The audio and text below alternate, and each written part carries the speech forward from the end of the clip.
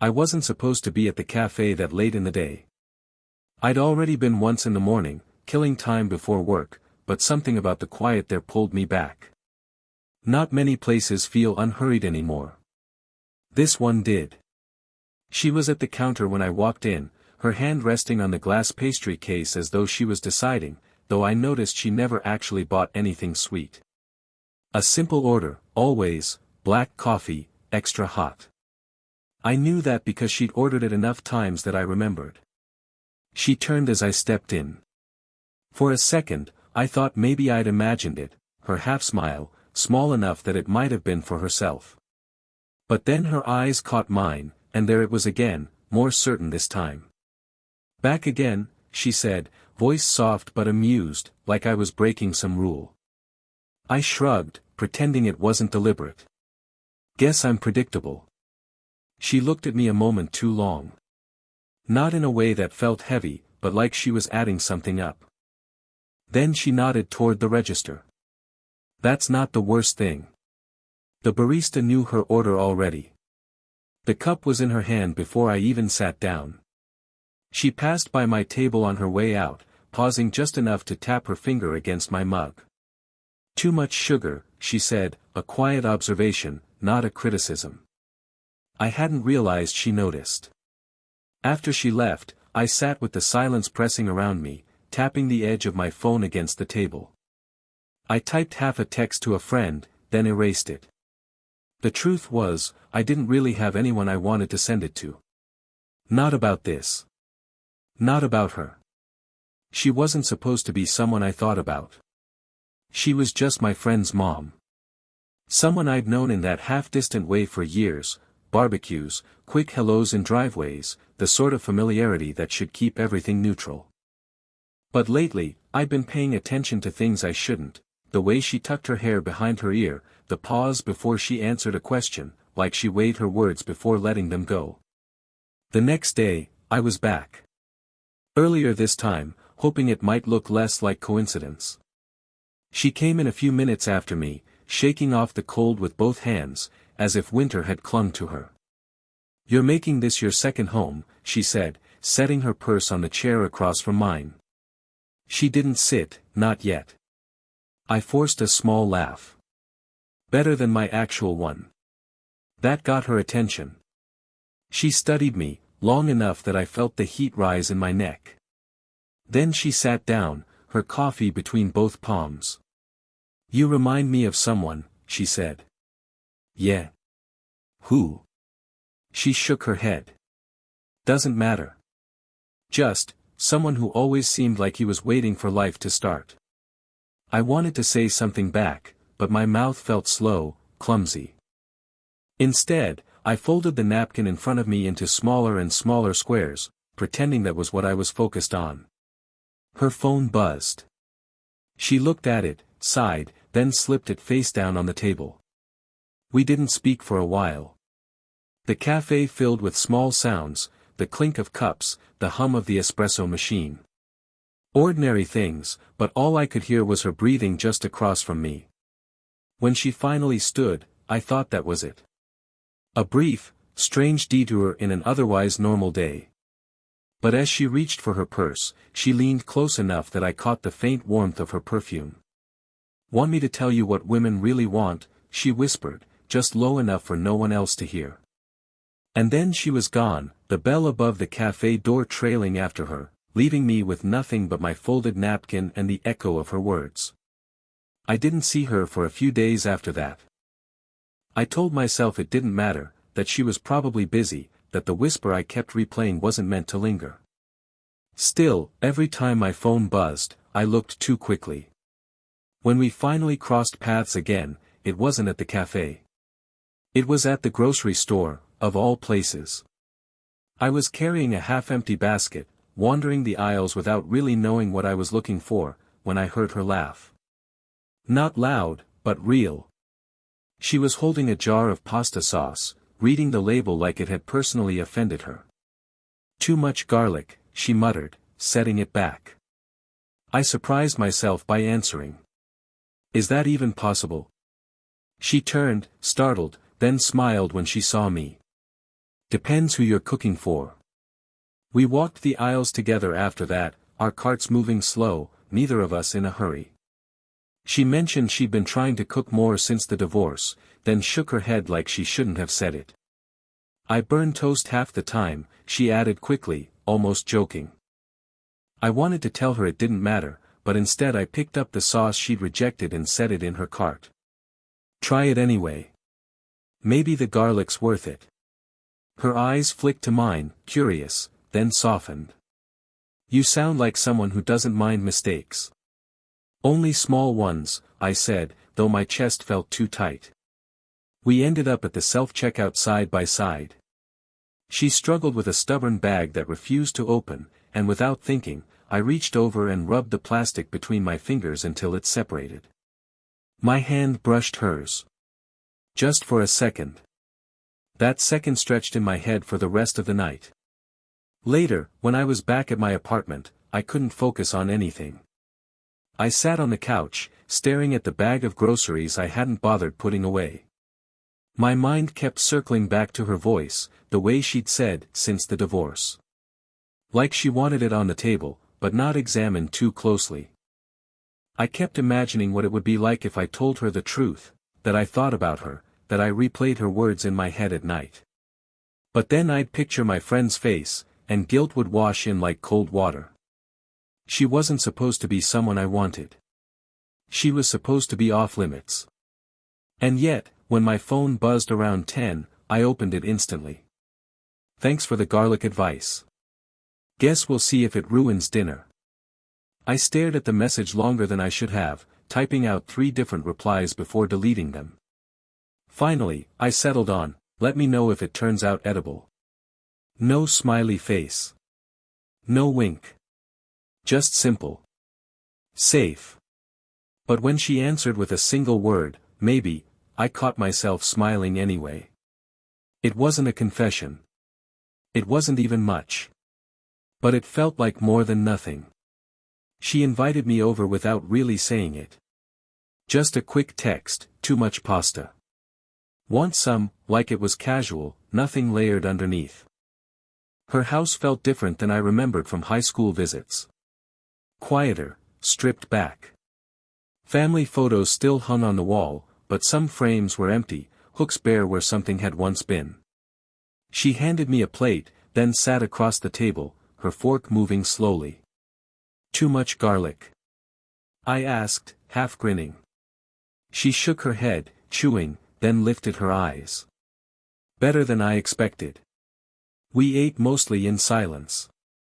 Not uncomfortable, exactly, more like both of us were listening for something else.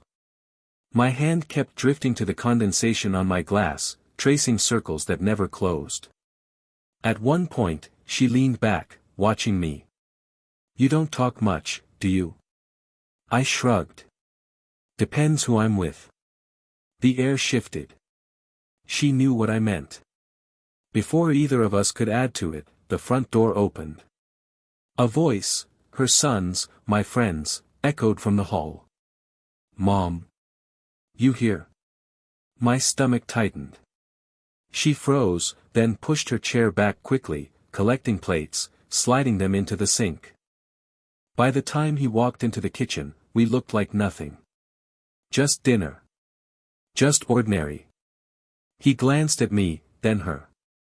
His eyebrows twitched, barely a second of suspicion, before he nodded. Didn't know you were here, he said to me. I forced a laugh. Yeah, your mom saved me from instant noodles. He smirked, shrugged, disappeared upstairs. But the silence he left behind was heavier than before. She exhaled, leaning on the counter, her hands braced against the wood. We shouldn't, she cut herself off, shaking her head. I wanted to say shouldn't what? But the word stuck. My throat felt too tight. Instead, I walked over, helped her rinse the plates. Our shoulders nearly touched. Close enough that I noticed the small freckle on her collarbone. Something I'd never seen before. She noticed me noticing. Her breath caught, just slightly. And then, she stepped back. I think that's enough for tonight, she said, too quickly. I nodded, pretending to agree. My hand stayed in the sink longer than necessary, water running over my fingers. When I finally turned to leave, she walked me to the door. I slipped my shoes on slowly, waiting, though for what, I didn't know. Her hand hovered near my arm. Not touching, just close. I could feel the warmth anyway. "You're a good kid," she whispered, almost like she hated the word the second it left her mouth. I looked at her. Really looked. Her lips parted like she might add something else. My chest leaned forward before I could stop it. For a heartbeat, the space between us shrank. Breath and silence, nothing more. Then she pulled back, fingers tightening on the doorknob. "Good night," she said. The door clicked shut softly behind me, leaving the unfinished moment burning louder than anything we'd said. We didn't see each other for a week. Not by accident, by choice. Or at least that's what I told myself. I stayed away from the cafe, from the usual routes I knew she took. But distance didn't quiet anything. It made everything sharper. I caught myself looking at every dark-haired woman in the grocery store, slowing down near her street, fingers hovering over my phone like maybe I had a reason to text her. I never did. It was her who broke the silence. "Walk." The message read. That was it. Nothing more. We met at the park just before dusk, when the light stretched long across the pavement. She sat on a bench first, her hands folded in her lap, a thermos resting beside her. "Tea," she said, noticing my glance. "Not coffee. Trying to sleep better." I sat down, leaving too much space between us. She noticed that, too. "You've been avoiding me," she said softly. Not a question. I picked at the seam of my jacket, eyes fixed on the ground. Thought maybe it was better. Better for who? Her tone wasn't sharp, just worn. I didn't answer right away.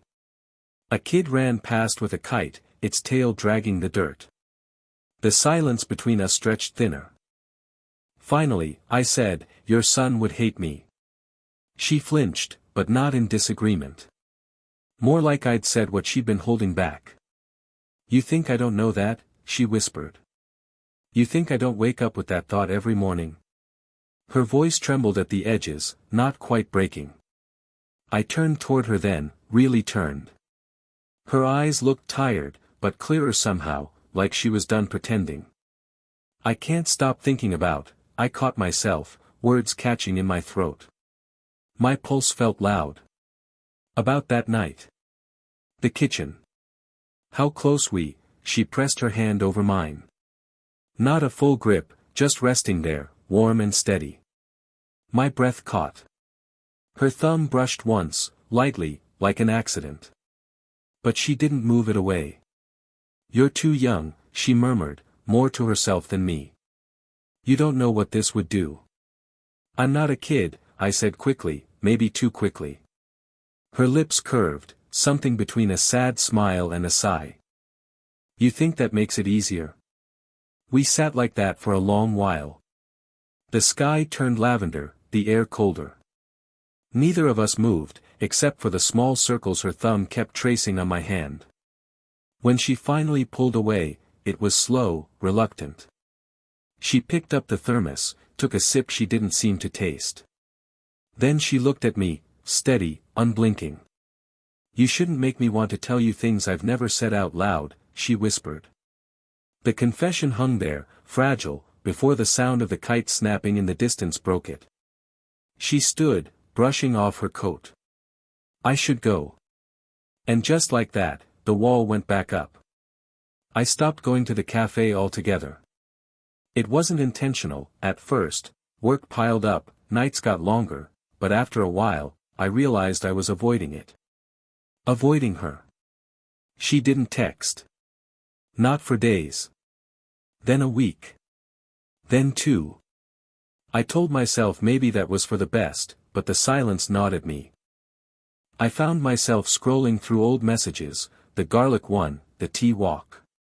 My thumb hovered over her name, sometimes typing, sometimes deleting. The closest I came was one night, after a couple of beers, when I typed, "Are you okay?"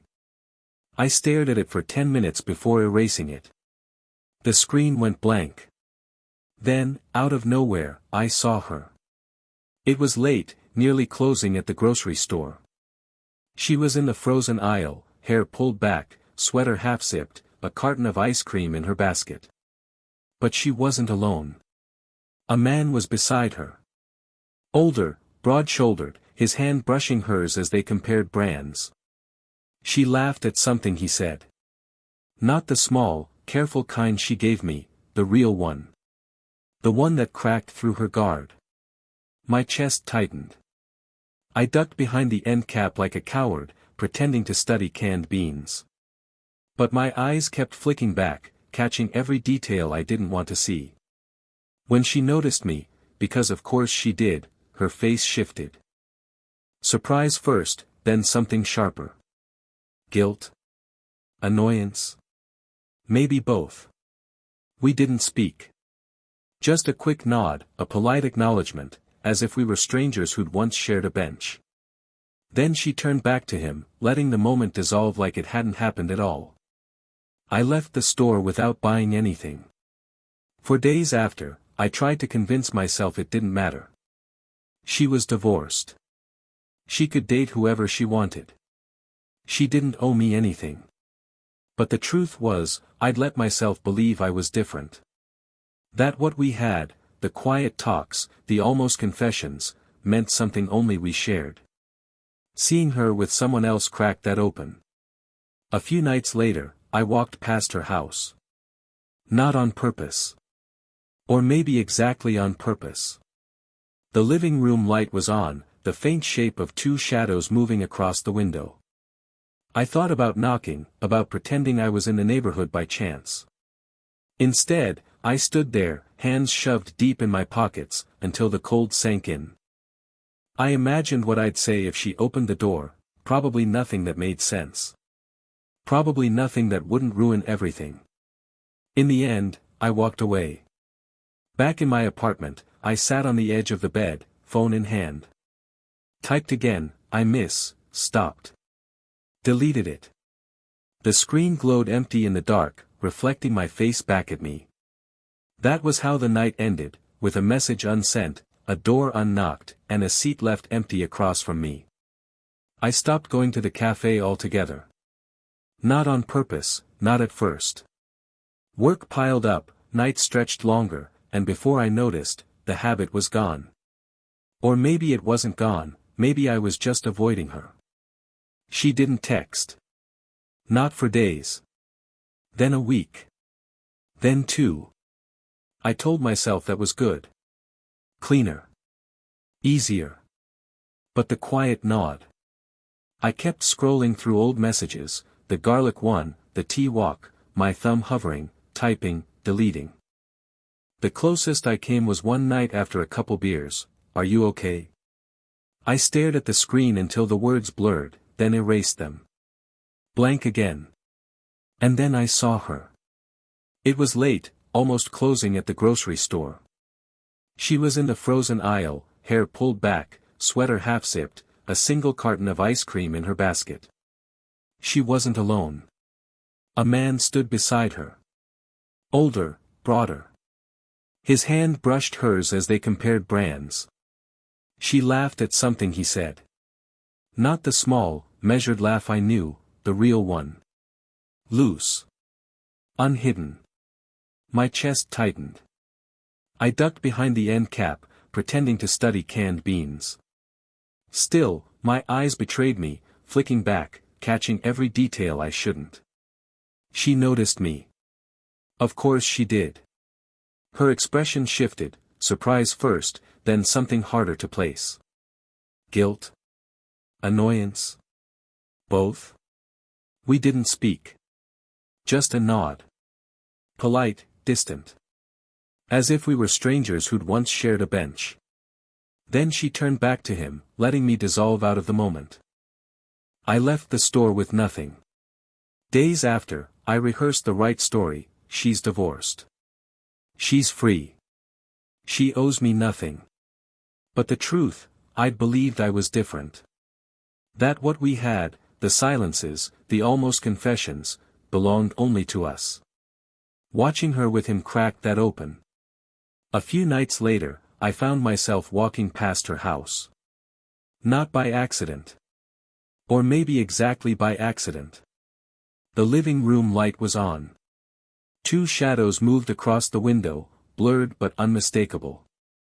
I stood on the sidewalk, hands in my pockets, the cold bleeding through my coat. I pictured knocking. Pretending I was just passing by.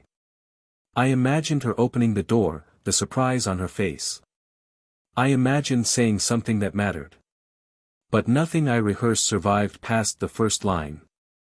In the end, I didn't move. Just stood there until the cold hollowed me out, then walked away. Back in my apartment, I sat on the edge of the bed, phone in hand. Typed, I miss, stopped. Deleted it. The screen glowed empty in the dark, reflecting only my own face back at me. That was how the night ended, a message unsent, a door unknocked, a seat left empty across from me. It didn't happen suddenly. It never does. Weeks passed. Maybe months. I let her go, or thought I had. Stopped looping by her street, stopped waiting for a buzz on my phone that never came. I worked more. I slept better, sometimes. Life flattened, predictable again. And then, one morning, I was back at the cafe. 8:47 a.m. The exact time I'd used to find her there before. Old habits, I guess. I ordered coffee, sat by the window. She walked in. Not with anyone else this time.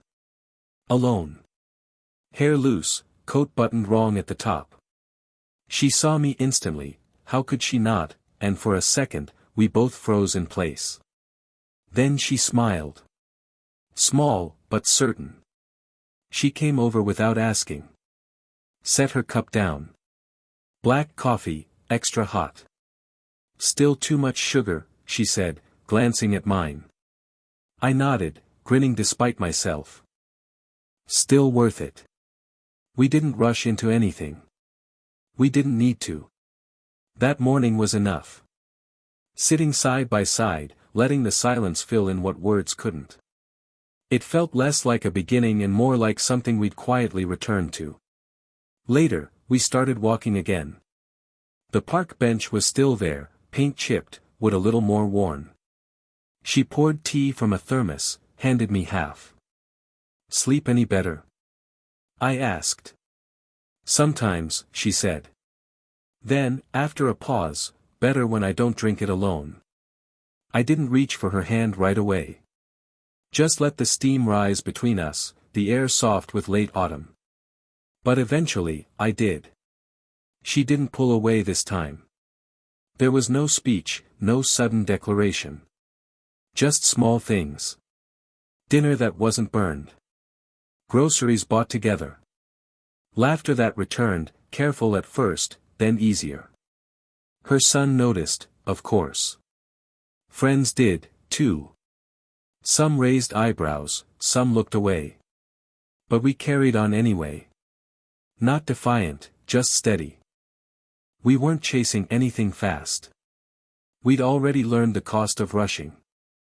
Now, years later, I still find her sitting at the cafe some mornings, same table, same order.